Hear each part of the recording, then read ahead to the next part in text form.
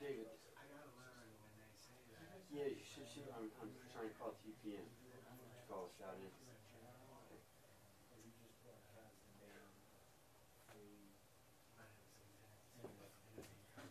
Hey, so Jenkins Bars in town on that same black idea. And I'm a FEMA this time.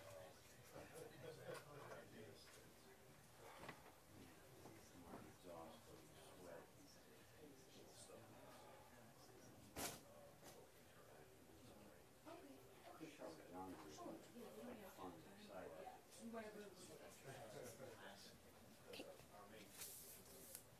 Good morning, everybody. We're going to start in 2 minutes. I'll just run through who we'll have speaking this morning. 2-minute warning. From FEMA, we'll have Associate Administrator for Response and Recovery, Jeff Byard. From NOAA, FEMA's Liaison, Ken Wadowski. From the U.S. Coast Guard, we'll have Kenesha Scott. And from the U.S. Army Corps of Engineers, we'll have Paige Caldwell. And we'll have a Spanish language update from FEMA spokesman Daniel Yargis. And we will have time for Q&A, so we'll start in approximately 2 minutes.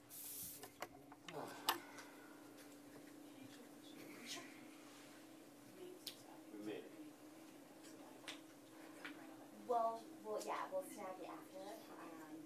We normally do, but today we spun up pretty quickly, so we'll make sure we have it covered.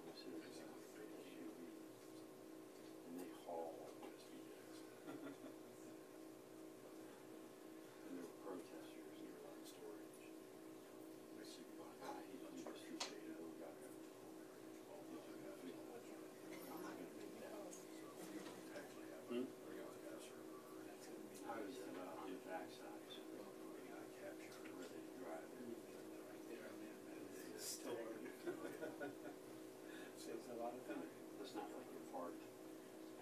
Right here. They do? Oh, good.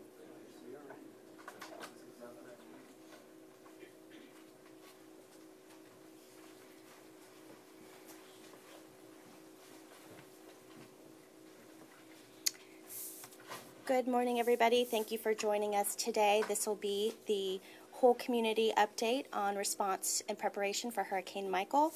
My name is Jenny Burke with FEMA Public Affairs. This morning we will have an update from Associate Administrator for Response and Recovery, Jeff Byard. We'll have a weather update from NOAA, Ken Wadowski.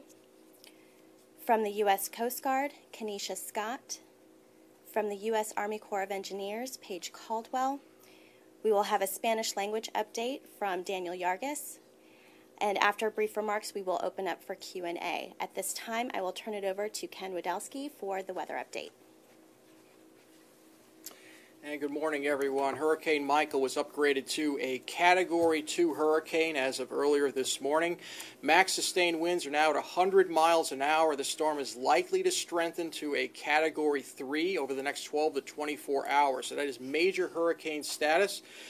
It will be moving up into the Florida Big Bend area, likely during the day on Wednesday. Landfall expected around midday or into the afternoon hours. Main threats with this storm will see destructive winds, especially right along coastal areas, likely over 100 miles per hour. Storm surge will produce significant impacts, particularly in the Florida Big Bend region. Upwards of 8 to 12-foot storm surge is expected. So there could be some significant low-lying flooding in coastal areas.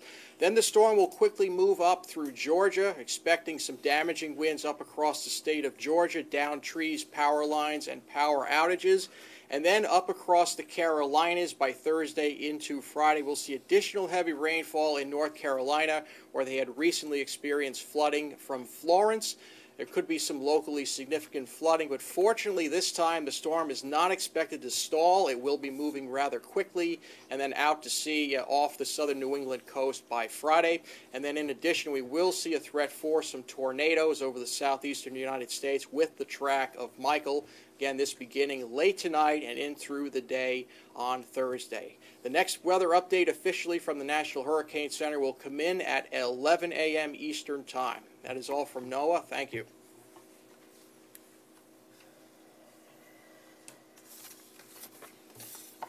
Good morning. Thank you, Ken. Good morning. I appreciate everyone being here today. I appreciate the team helping us get the message out for our state and local partners. The time to evacuate and heed the local warnings is now. As Ken just alluded to, Hurricane Michael is going to be a devastating storm to a part of Florida that has not seen a storm of this magnitude in quite some time. We at FEMA, we are activated at our Regional Response Coordination Center in Atlanta. We have activated our National Response Coordination Center here in D.C. We have teams that are now embedded with the state of Florida, Georgia, and surrounding states. We are in good communications with our state partners. We have no limiting factors. We have plenty of commodities on hand to fill gaps that may present themselves with this storm. I do want to set expectations for our citizens. You will see damage to infrastructure. You will see power outages, and services that we're normally used to will be interrupted as a result of Hurricane Michael. The time to prepare is now. Please, we want to reemphasize to heed those local warnings as they know best for our citizens and our visitors of the Florida Gulf Coast. Our priority is going to be on life saving, but our effort is going to be stabilization of our critical lifelines, power and security, food, water, and sheltering, health and medical, energy, both power and fuel, communications, transportation, and hazardous waste. We will have a unity of effort across the federal family, across our state and local family to make sure that we rapidly stabilize those critical lifelines. Again, I do want to set those expectations. This is not going to be a stabilization that will occur in days. It will take us some time, but we have great partners on the ground, both in Florida, Georgia, and Alabama, and all the way up into the Carolinas. I want to make sure that our citizens know they can go to the FEMA website, download the ready.gov, or go to ready.gov and download the FEMA app if you have any questions on what preparedness actions need to take place. But the main thing that we ask you to do, we ask our teammates here in the media and our teammates that are citizens to do at this time, is to evacuate if asked to do so. That is the most important role you can play to protect not yourself, but also to protect the lives of our first responders. We ask that you do not put our first responders in harm's way if they have to come and try to rescue you and you've been asked to evacuate. Thank you very much, and at this time I'll turn it over to our Coast Guard partners. Thank you and good morning. We urge everyone in Hurricane Michael's path to be ready to shelter in place, stay off the water, stay clear of beaches, and heed all safety messages and evacuation orders from state and local authorities. Social media is great for resources to follow updates, but do not use social media to report emergencies. Please call 911 or use VHF Channel 16. Our priorities are the safety of our responders, their families, and the public. Once the storm has passed, hazards may still be present. Stay in a safe location while the Coast Guard and other state and local authorities assess damages and disperse additional resources. Thank you.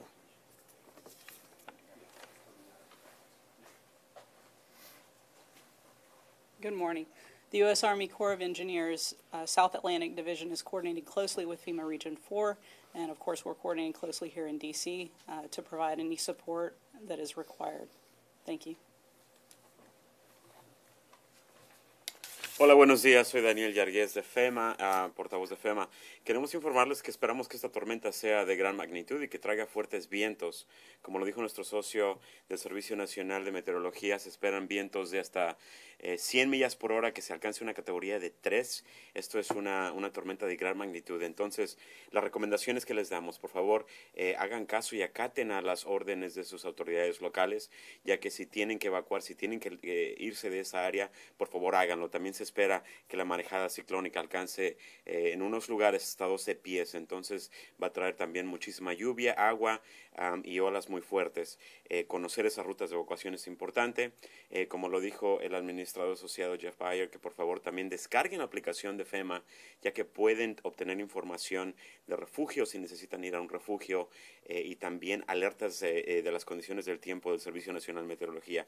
Es el momento para hacerlo. Podemos hacerlo hoy, ya que se espera que esta tormenta toque tierra para mañana alrededor del mediodía.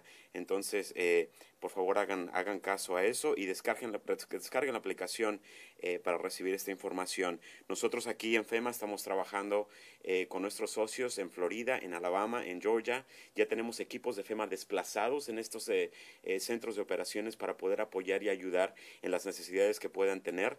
También nuestras oficinas aquí en FEMA tenemos equipos y ya estamos activados al 100% para poder apoyar las necesidades que se puedan dar. Tenemos también suministros a la mano para poder apoyar las necesidades de los estados impactados. Y también les pedimos que esperen interrupción de servicios de agua, de electricidad, de gas, porque bueno, esta tormenta trae muchos vientos, agua, manejada ciclónica, y lo importante en este momento es evacuar, acatar esas órdenes de evacuación y descargar la aplicación de FEMA para recibir información de lo que está sucediendo. Gracias. Thank you. I'm going to open it up for Q&A. Yes, ma'am. Can you talk a little bit about any sites that might be in the hurricane's path that have you concerned or preparing in any way? I know in North Carolina with Florence there were some sites that were nuclear power plants that were of concern. Is there anything similar with this storm? You know, our main concern now is the safety of the citizens, and we urge that anybody that needs to evacuate, evacuate. Obviously, we'll continue to assess as the storm gets closer to landfall. It's a large, area that's currently under a hurricane surge warning. So we'll continue to monitor all that and then, obviously be ready to support our local and state efforts. But our main concern now is just the evacuation of our citizens that are in danger. Yes, ma'am. Has preparing for this storm been different than, say, a Hurricane Florence, where we had a lot more of, a preview as to what was to come, as in with this one, it's really just kind of popped up pretty suddenly? Every storm's different. This is just a great illustration of that. I wish every storm was the same and we could prepare the same way. Obviously, there's benefits to having more time because you have more time to warn our citizens of the danger. Also, with this one, though, you also have limited time, which causes you to act more and act more decisive, which is good.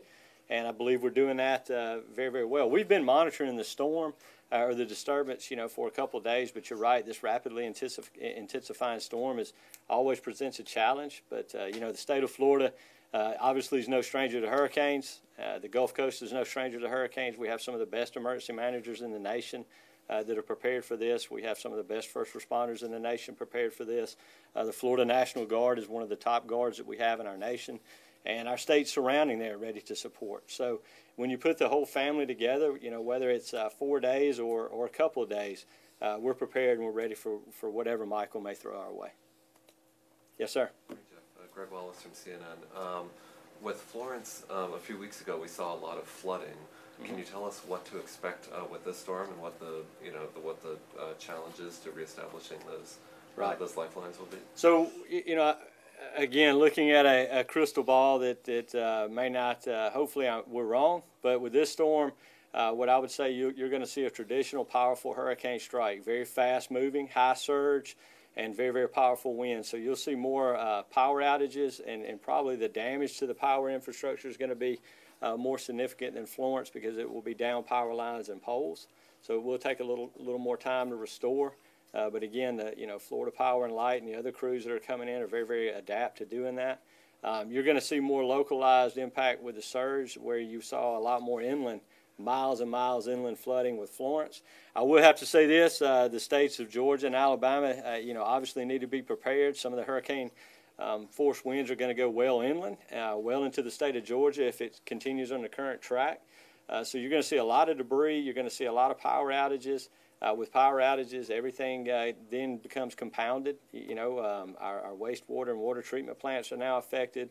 Our supply chains are affected. So we're really focused in on that. We're coordinating not just at the government level, but at the private sector level, so we can quickly and rapidly stabilize that. But it will take some time. Does that answer your question? Okay, thank you. Anybody else? Is there any way you can reiterate kind of sort of what you said in Spanish, because our company Telemundo is recording it? If you can reiterate basically what... Yes. Sure. ¿Algo en específico de que...? No, en total lo que dijo el señor, lo que va a pasar por Georgia y los vientos y que no va a haber luz por un rato y que va a ser más fuerte que el flow. Bueno, cada tormenta es diferente. Esperamos que esta tormenta traiga vientos de hasta 100 millas por hora, que pasen las 100 millas por hora. Entonces, también les pedimos a las personas que tengan mucha precaución con la manejada ciclónica. En lugares se espera que llegue hasta 12 pies estas olas. Entonces, poner atención a las autoridades locales es súper importante, ya que pues, si hay que evacuar o si tenemos que salir del área donde vivimos porque es peligroso, hagámoslo. Cada tormenta es diferente, pero continuamos vigilando esta tormenta muy de cerca para poder informar. Nosotros ya estamos aquí listos en FEMA para apoyar a nuestros socios estatales, también con la familia federal, como lo vimos el Cuerpo de Ingenieros, Servicio Nacional de Meteorología, para poder tener actualizaciones y poder informar. Pero les pedimos que pongan mucha atención a las autoridades locales, ya que si tienen que evacuar hay que hacerlo inmediatamente. Any other questions? Yes, ma'am. Are there any specific numbers of how many people have been deployed to the area, or what kinds of resources are already there? So, from the federal perspective, we already have a large contingency that's in Florida from Hurricane Irma. So, we're going to utilize a lot of the staff that we have in place now, but we have sent our National Incident Management Assistance Team is on the way. Our Regional Incident Management Assistance Team is already at the Florida EOC.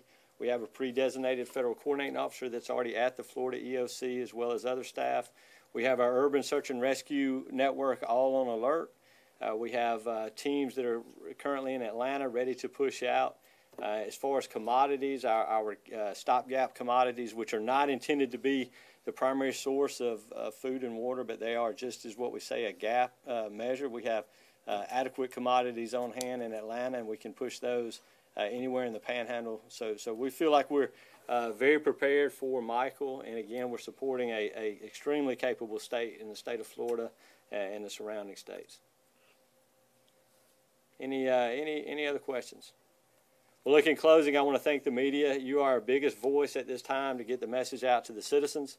I urge, again, our citizens on the Gulf Coast to take precautions. If you are under an evacuation order, please evacuate. And, our thoughts and prayers will go out for everybody affected by Hurricane Michael. Thank you. Thank you all for joining us today. As a reminder, if you haven't already done so, download the FEMA app to get up-to-date information from FEMA. And we do plan on having a telephonic update today at 3:15, and again another press brief tomorrow morning at 9:15. Thank you.